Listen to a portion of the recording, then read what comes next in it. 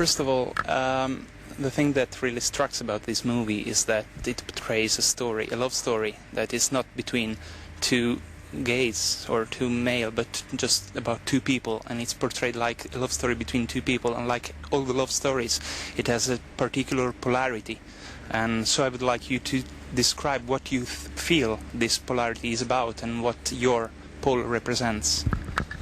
I think, well, Aang, I think, describes it the best when he says that he feels like my character is a representative of like the New West, and that Heath's character is representative of the Old West. I think an idea that Heath's is the idea that, you know, working hard and staying where you are is, you know, what life is, and, you know, my character is more about, you know, progression and moving out of where you become to something better is, or what you consider better is, you know, the New West, you know, and that it's a place where they both meet, and where they both meet is a real place of love, you know.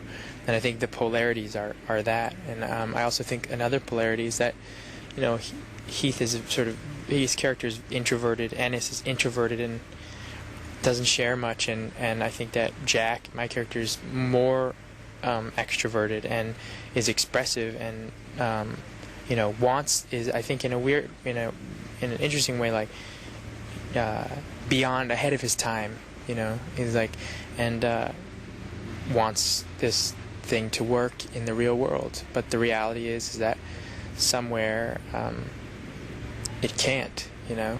It can only really exist on Brokeback Mountain.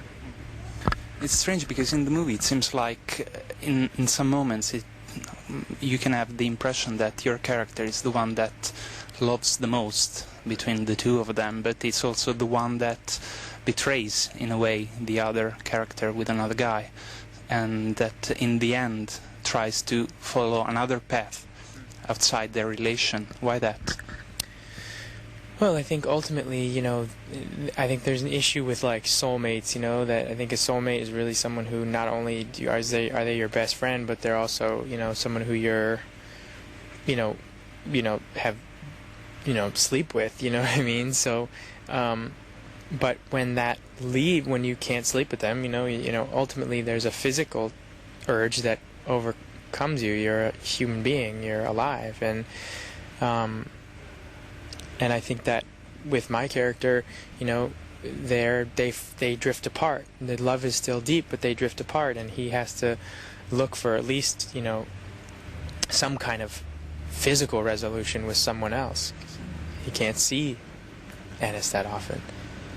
There is a scene in the movie in which you kind of express all of your discontent with the father of your wife, and maybe it is a turning point for the character, also about the relation with Heath Ledger's character. I mean, it seemed like that right in that point he starts to believe more firmly in his thoughts and in his wishes. Is it like this for you?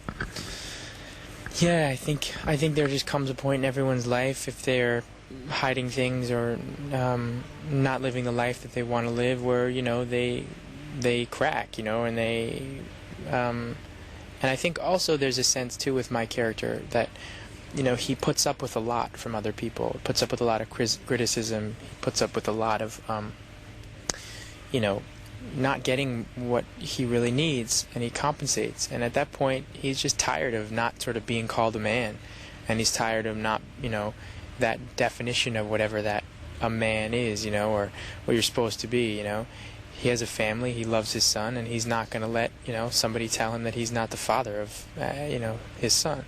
You know, and I think that it's funny because here I've been asked a lot of questions about how my character is more feminine or something than, you know, than Heath's character or something, and I find it a real sort of, it's like a little offensive simplification of like what masculinity is, and it's exactly the same thing that, like, you know, makes him so angry at his father-in-law in the Thanksgiving scene, because it's just naive. It's like, what is masculine and feminine, you know, like, you know, the idea of a gay man or a straight man or whatever it is just an unfair assumption, you know. It's the idea here is the idea of love, and that's really the hardest part and the most difficult of all, you know.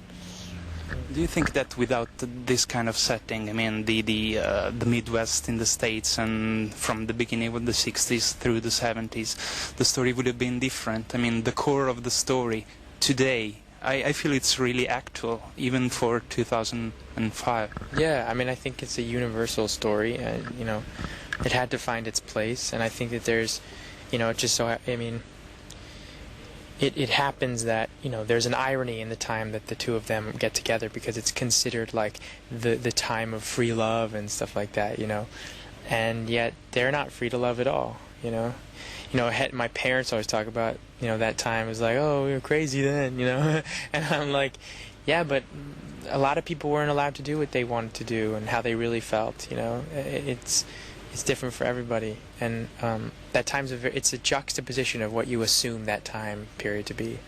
So yeah. Thank you very much. All right, thank you. Thank you. I appreciate the time.